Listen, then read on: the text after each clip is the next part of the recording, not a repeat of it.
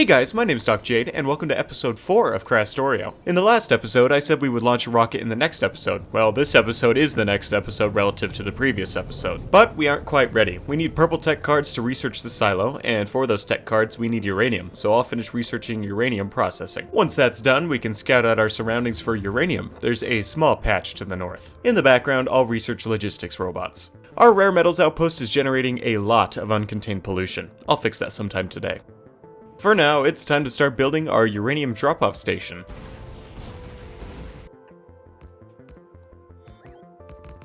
I'll use some rail signals to make sure the trains don't kill each other.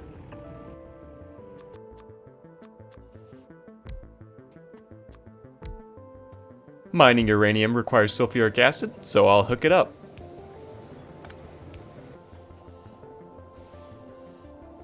Here's where we'll split off the main rail to head north, but I'm missing green circuits for rail signals, so I ran back to the train mall. Unfortunately, our sushi shenanigans have surely backfired, resulting in a surplus of copper plates, so I'll have to relocate the excess. Logistics robots are done. Unfortunately, this lights up my ADHD brain like a Christmas tree, so I'll take a major detour to set them up. After placing our first roboport, I'm informed that you can pick between different modes, either expanding your logistics area or construction area. That's pretty neat. I'll start placing passive provider chests everywhere, and then we can get to work on automating the logistics robots.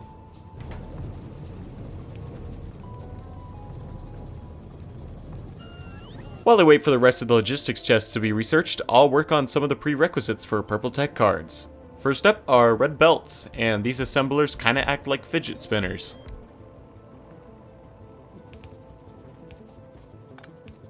Logistics system is done. I'll start researching purple tech cards while I finish setting up robot production.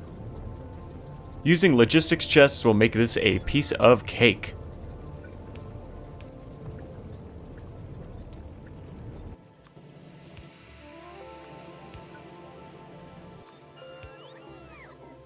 And there we go, fully automated robots. With logistics robots being produced at a large scale, I'll throw down a bot-based mall. There's the tech card. Our new mall completely overshadows the wagon mall, so it's time to say goodbye.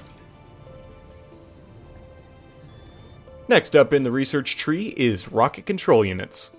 Continuing the trend of automating anything and everything before uranium, I'll set up the productivity modules for purple tech. Small problem, power problems. We're not making enough petroleum for the gas power stations, which makes sense seeing as we only have 2 oil refineries. But don't fret, I'll whip together another 4 refineries.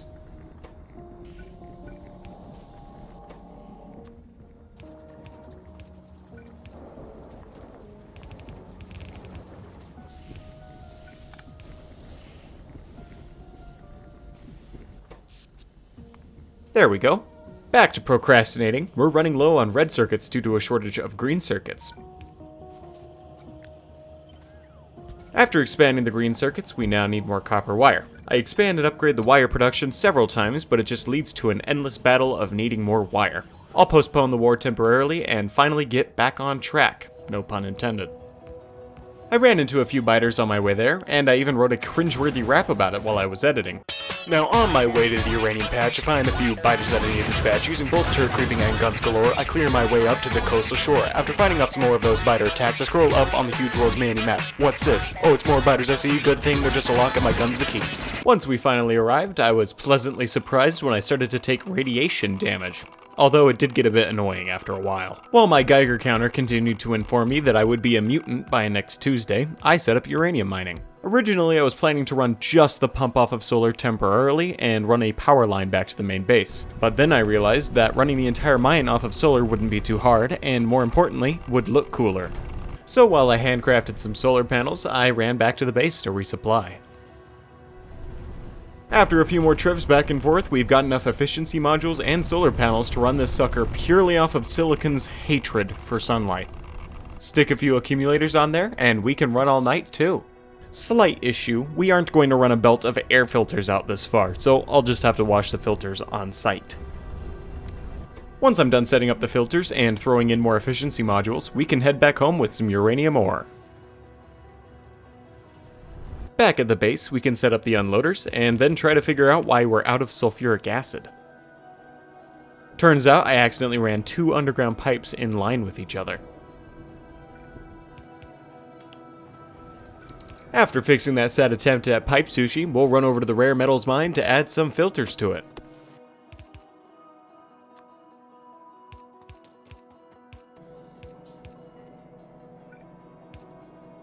That'll work. Rocket control units are done. Next up are speed module 2s. Then productivity module 2s. I'll put a laser turret here at the uranium mine, just in case all the filters break. Productivity 2 is done. Now we can do efficiency 2. Speed module 3s take purple tech cards, which we still don't have, so I'll research worker robot speed instead. Centrifuges take concrete, which I have neglected to automate thus far, so I'll get started on that right after I fix our coal shortage. Also, there's another level of worker robot speed. I'll go ahead and keep the ball rolling with another level of worker robot speed. Now let's start working on that concrete. Luckily, I already have some pretty decent brick production. But one assembler isn't going to cut it, so how about 7?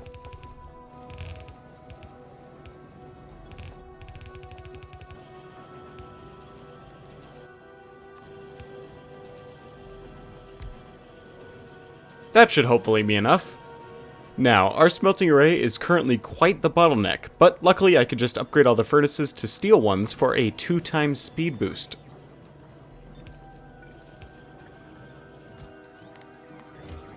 That speed boost means nothing if I can't supply the ore fast enough though, so I'll upgrade the copper mine to level 2 mining drills.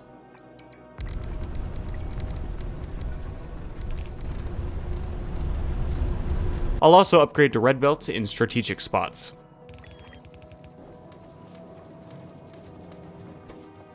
Back to uranium, I'll finally start setting up the centrifuges. Looks like processing the uranium now has a chance to output some byproducts, so I'll adjust my setup accordingly using some splitters.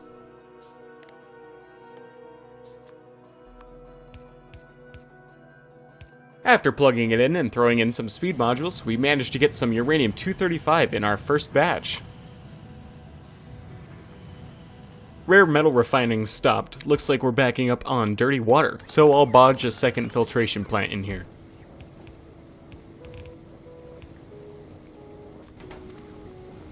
With all my side tangents done, we've now got all the ingredients for purple tech cards. After running a belt of 238 up and slamming down some research servers, we're done. Now we just need to research level 3 speed and productivity modules, then the silo. But let's not research it ill-prepared. Let's set up rocket control units first.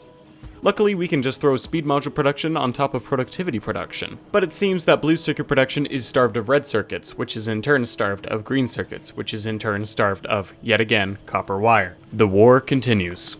I'll expand copper wire production again, and use the extra headroom to squeeze out just a few more green circuits. Looks good to me. Now I'll finally get around to upgrading the smelting array.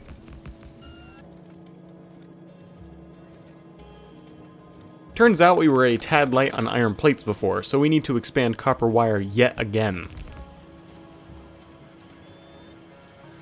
Now we're low on wire for red circuits, and with no room to expand, I just pipe some in from green circuit production.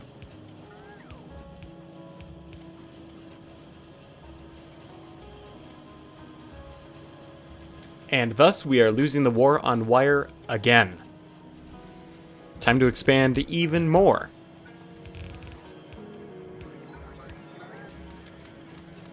Copper wire looks good again, but now we're low on wood. I'll throw down a few more greenhouses, and by a few, I mean 10. After routing the wood through the pipe pasta, we start having power issues again, so I'll add a few more gas generators.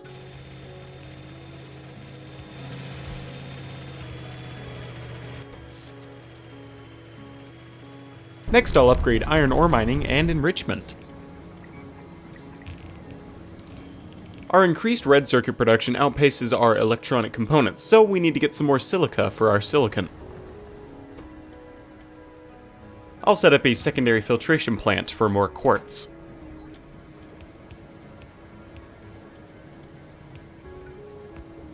We aren't making enough sand for quartz, and once we fix that, the problems move up the chain again. Now we don't have enough plastic, so I'll add 4 more chemical plants. Oops.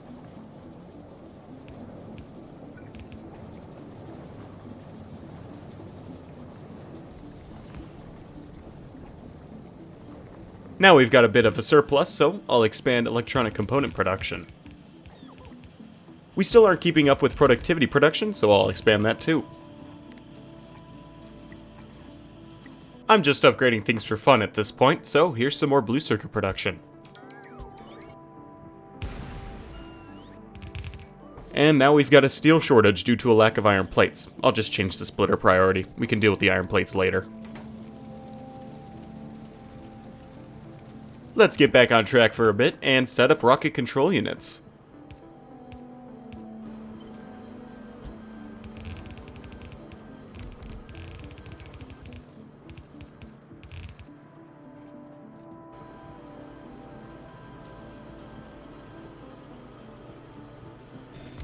I finished researching Speed Module 3s and Productivity Module 3s. Now we just need to research the silo.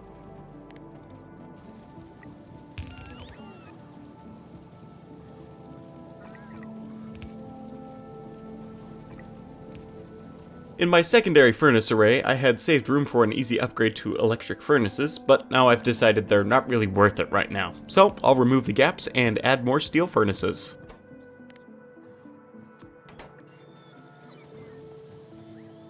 And more furnaces require more ore, so I'll expand the ore enrichment some more. Now we're low on copper, and when I say low, I mean low. Our patch has completely dried up. Luckily, there's another patch a tad more south. I'll run the air filter belt around the new patch, and then we can start extracting that ore.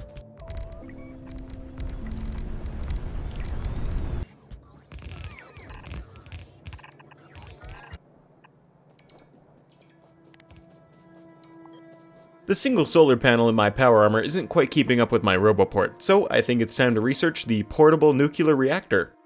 But first I need to research the regular reactor. There we go, and while we wait for the portable one to research, I'll finish building the air filter belt. I totally forgot about it, and the pollution triggered an attack.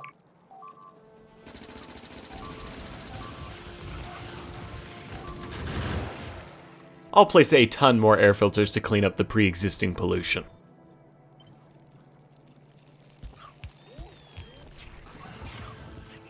Personal laser defense is super handy. There's the portable reactor. These are actually surprisingly cheap. Next up is Kovarax enrichment. But Jaden, we need to launch a rocket. We'll get there. But first I gotta take yet another side tangent to get Mark II power armor, because this little power armor, too small for my nuclear reactor. These biter bases expanded a bit too close to the base for my liking, so unfortunately they must die.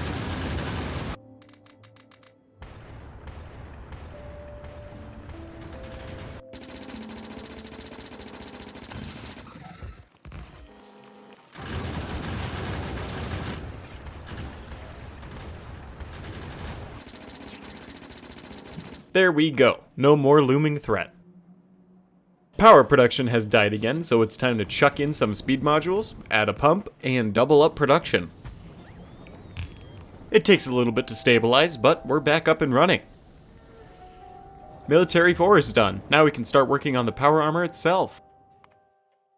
Rocket control units have been stockpiling in the background for a while now. Hopefully I can use these all eventually. But right now our science is being limited by low density structure, so I'll blow up some cliffs and build more.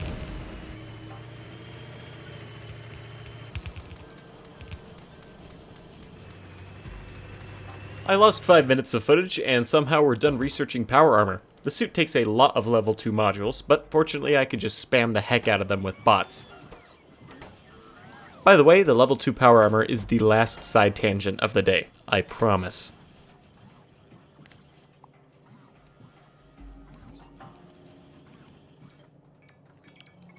Now that I've got most of the modules, I'll just handcraft the remaining 4, and we've got Mark II power armor.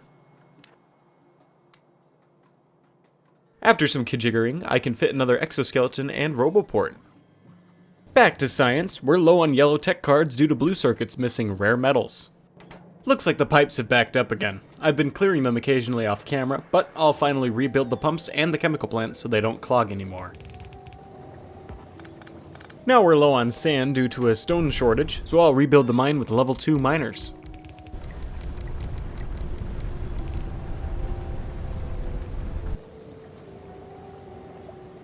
There we go. We're short on red circuits again, so it's time to expand it even more. Here's a lesson in the dangers of belt weaving. Upgrading undergrounds can seriously mess things up, but we were lucky in this case.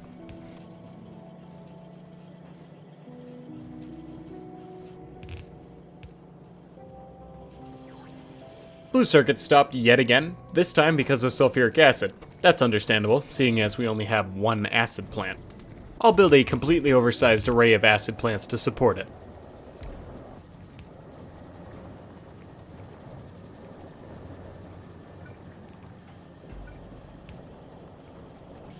There we go. Now our limiting factor is rocket fuel. I'll spam some more atmospheric condensers and rearrange the bot mall to fit more fuel refineries.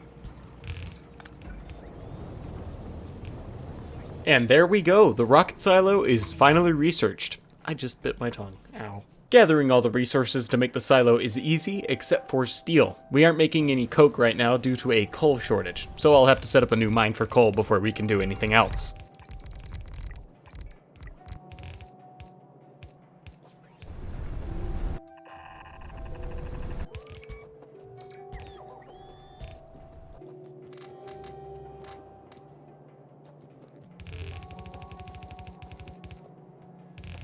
After connecting the new mine and upgrading the belts, we've finally got enough steel for the silo.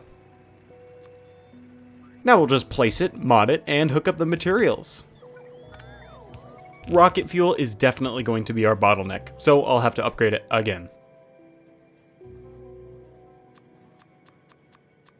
In the process of upgrading it, I seem to have somehow mixed the fluid systems together, so I'll just tear everything down and start from scratch.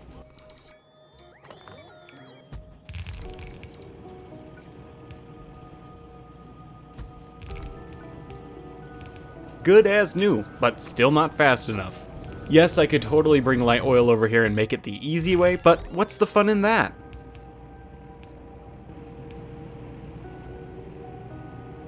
After I finish rerouting the uranium belt, we still don't have enough nitrogen. Good thing speed modules exist. Really? That's still not enough? Fine, more condensers. And that's still not enough. But I don't care anymore. I can wait. Speaking of waiting, we're only 9% of the way there, so I'll spend my free time setting up uranium enrichment. Which also makes stone. Gotta love byproducts.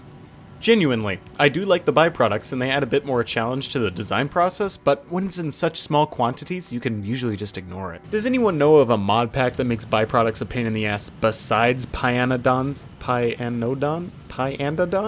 How do you pronounce this? Anyways, uranium enrichment is up and running. Hopefully I can find a use for it later on. I handcrafted some level 3 productivity modules, so hopefully this rocket will finish soon. Unfortunately, I realized after I released episode 3 that satellites are actually quite far off. There's a few things that need to be automated before we can even unlock them. But a promise is a promise, so I will be launching this sucker anyways. I can't let it leave empty-handed, so I'll throw a fish in there.